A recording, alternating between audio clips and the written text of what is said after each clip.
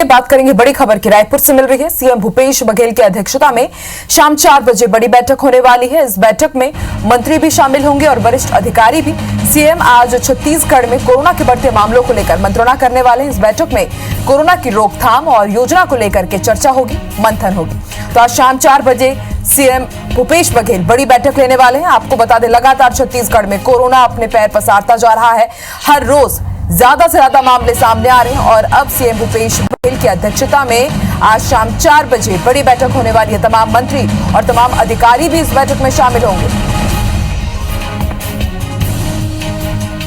तो छत्तीसगढ़ में कोरोना के बढ़ते मामलों पर चर्चा करने वाले हैं आज सीएम भूपेश बघेल। शाम 4 बजे बेहद बड़ी बैठक होगी आज सीएम हाउस में।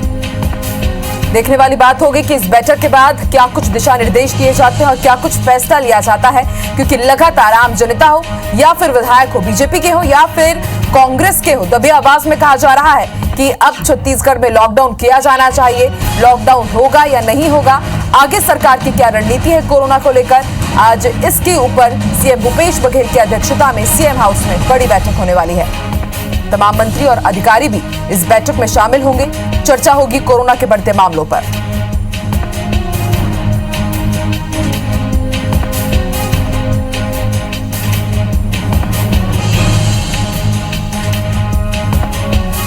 तो छत्तीसगढ़ में कल भी 200 से ज्यादा केस आए थे। कल सबसे बड़ा कोरोना का विस्फोट हुआ था छत्तीसगढ़ में और रायपुर में लगातार एक के बाद एक जनता की लापरवाही सामने आ रही है। और अब देखने वाली बात होगी कि आज शाम 4 बजे जो बड़ी बैठक है कोरोना के ऊपर सीएम भूपेश बघेल जिसे लेने वाले हैं, उनकी अध्यक्षता में होने वाली है। देखने वाली बात होगी कि उस बैठक में क्या कुछ दिशा निर्देश दिए जाते हैं, क्या कुछ फैसला लिया जाता है राज्य सरकार की तरफ से।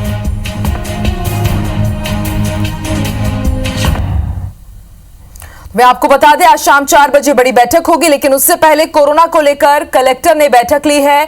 अलग अलग व्यापारिक संगठनों के साथ रायशुमारी की गई है। लॉकडाउन या टोटल लॉकडाउन पर सुझाव मांगे गए हैं। व्यापारियों ने 7 या फिर 14 दिन के लॉकडाउन की अपनी राय रखी है और कोरोना संक्रमण को रोकने के तरीके पर भी चर्चा हुई है।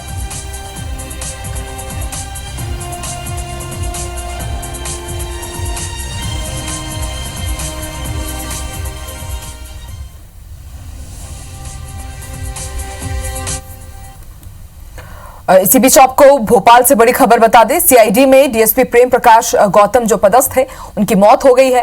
कोरोना संक्रमित बताए जा रहे थे डीएसपी प्रेम प्रकाश गौतम। आज सुबह ही इलाज के दौरान उनकी मौत हुई है। तो फ्रंटलाइन वॉरियर एक बार फिर से कोरोना से अपनी जान गंवा चुके हैं। बताया जा रहा है कि डीएसपी प्रेम कोरोना से संक्रमित थे और उनकी मौत हो गई है कोरोना के चलते। आज सुबह ही इलाज के दौरान उन्होंने दम तोड़ा है। तो मध्य प्रदेश में कोरोना के जो हालात हैं बद से बदतर होते जा रहे हैं। मौत का आंकड़ा भी बढ़ रहा है और इसके साथ ही कोरोना संक्रमित नए नए केसेस भी सामने आ रहे हैं। आपको बता दें, मध्य प्रदेश में कोरोना के मामले में भोपाल दूसरे नंबर पर है और अब कोरोना से पुलिस ऑफिसर की मौत हो गई है। डीएसपी प्रेम ने आज अपनी जान गंवा दी है। कोरोना से संक्रमित बताए जा रहे थे डीएसपी और आज सुबह इलाज के दौरान उनकी मौत हो गई है।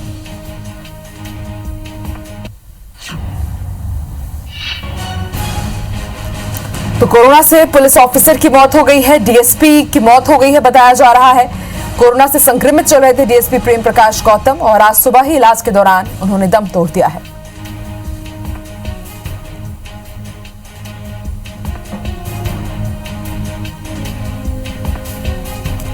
चलिए, मध्य प्रदेश छत्तीसगढ़ में और कैसे हालात है, सरकार की तरफ से क्या कुछ तैयारी है, आखिर चूक कहां पर हो रही है, जानकारी देंगे हमारे दो सहयोगी। रायपुर से हमारे साथ संदीप शुक्ला जुड़े, तो वहीं भोपाल से आकांक्षा शर्मा जुड़ी। सबसे पहले मैं रुक करूंगी संदीप आपकी तरफ। संदीप, छत्तीसगढ़ में अगर बात की जाए तो कुल पॉजिटिव 5000 के पार हो गए हैं और वहीं मौत का आंकड़ा भी हर रोज बढ़ता जा रहा है और ऐसे में सबसे बड़ी लापरवाही जनता के पास से सामने आ रही है। हमने देखा किस तरह से एक ही परिवार के 18 लोग पॉजिटिव पाए गए हैं और उसके साथ ही सीएम भूपेश बघेल आज शाम 4 बजे एक बड़ी बैठक भी करने वाले।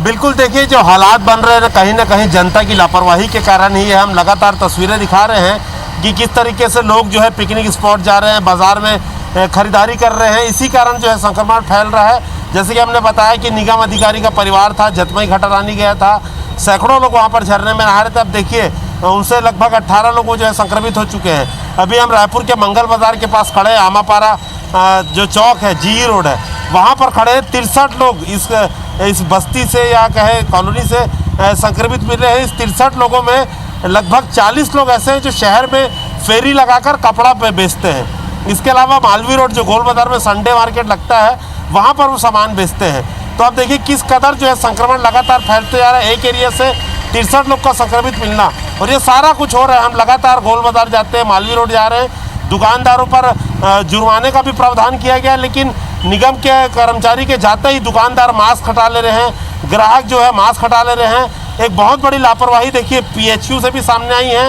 और इसके अलावा जो सामान्य लोग मिल रहे हैं वहाँ से भी, कि जब हम आदमी सैंपल दे रहे हैं तो सैंपल दे के उसे घर में रहना है जब तक रिपोर्ट नहीं आ जाती, और उससे किसी से मिलना जुलना नहीं है। लेकिन ये बार बार छत्तीसगढ़ में हो रहा है कि सैंपल देने के बाद लोग घूम रहे हैं, क्योंकि देखिए प्रशासन हर जगह जो है बल नहीं लगा सकता, आपकी निजी जिंदगी में दखल नहीं दे सकता। आपने अगर सैंपल दिया है तो इसका प्रोटोकॉल है, आपको घर में रहिए सैंपल की रिपोर्ट आते तक। तो ये कहीं भी ना कहीं छत्तीसगढ़ में नहीं हो रहा है। रायपुर में आपको बता दें कि बिरगांव में एक महिला से 28 लोग संक्रमित हुए हैं। न्यू शांतिनगर में एक व्यक्ति से 18 लोग संक्रमित हुए हैं। ऑफिसर्स कॉलोनी का जो मालिक है, उससे जो माली है ऑफिसर्स कॉलोनी में जो गार्डनिंग का काम करता था, उससे 63 लोगों तक संक्रमण पहुंचा है। इसी तरीके से अभनपुर में एक गर्भवती महिला थी, उससे 18 लोग संक्रमित हुए हैं। तो कहीं ना कहीं जो तंग इलाकों में बैठकर जो है आपस में लोग चर्चा करते हैं, चौपाल लगाते हैं, मास्क नहीं पहनते, सोशल डिस्टेंसिंग का पालन नहीं करते, ये उसका बड़ा कारण है। अभी हम पॉश मार्केट में गए थे, सदर बाजार, हमने तस्वीरें ली हैं कि जो बड़े बड़े ज्वेलर्स हैं उनके लोग ज्वेलरी देखने आ रहे हैं, ना तो दुकानदार मास्क पहना हुआ है ना ग्राहक मास्क पहना हुआ है। तो ये बड़ा जो है संकट रायपुर में लोगों की लापरवाही के कारण। संदीप, संकट किस कारण हुआ है, ये इसकी कहीं ना कहीं माना जा सकता है कि जो मुख्य वजह है वो आम जनता ही है। किस तरह से लापरवाह वो होते जा रहे हैं अनलॉक के साथ, अंदाजा लगाया जा सकता है। चलिए, आकांक्षा भी हमारे साथ जुड़ी हुई। आकांक्षा, मध्य प्रदेश में भी लगातार कोरोना के कारण जो हालात है बद से बदतर होते जा रहे हैं। आज एक पुलिस ऑफिसर की भी मौत हो गई है। वहीं अगर रेट की बात की जाए तो रिकवरी रेट अगर ठीक हो रहा है तो उतनी ही तेजी से नए कोरोना संक्रमण के मरीज भी मिल रहे हैं।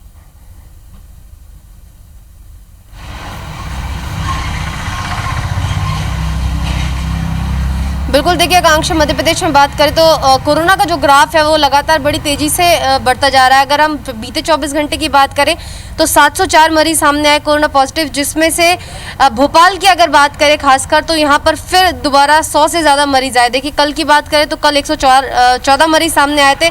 वहीं अगर आज की बात करें तो आज 140 मरीज सामने आए, और यही आंकड़ा लगभग इंदौर में भी बना हुआ है, और बाकी जो बड़े शहर हैं वहाँ पर भी बड़ी तेजी से मरीज सामने आ रहे हैं। लगातार प्रशासन की तरफ से, सरकार की तरफ से प्रयास किए जा रहे हैं, लेकिन सभी प्रयास जो हैं वो फेल नज़र आ रहे हैं। देखिए ये केवल आम जनता के साथ नहीं है, बल्कि जो राजनीतिक नेता हैं, विधायक हैं, वो भी अब कोरोना की चपेट में बड़ी तेजी से आ रहे हैं। पहले तो इक्का दुक्का विधायक ही कोरोना पॉजिटिव पाए जा रहे थे, लेकिन अब जो है झड़ी लग गई लगातार बड़ी तेजी से। जो कोरोना विधायक है वो कोरोना पॉजिटिव है। ना केवल विधायक कोरोना पॉजिटिव है, बल्कि उनसे जुड़ी जो उनके फैमिली मेंबर्स हैं या जो कार्यकर्ता है वो भी उसकी चपेट में आ रहे हैं। इसी के साथ ही देखिए केवल अब अगर ये मामला जो है सिर्फ जनता से जुड़ा हुआ नहीं रह गया है, अब ये राजनीतिक मुद्दा भी बन गया है, क्योंकि राज्यसभा सांसद विवेक तनखा ने भी इसको लेकर ट्वीट किया है। आज उन्होंने साफ कहा है कि सरकार अगर सही समय पर इस महामारी की तरफ ध्यान दे लेती तो काश अभी तक ये इतना नहीं फैलती, क्योंकि अब इसने महामारी का रूप ले लिया है। और जिस समय रोकने का समय था, उस समय जो सरकार थी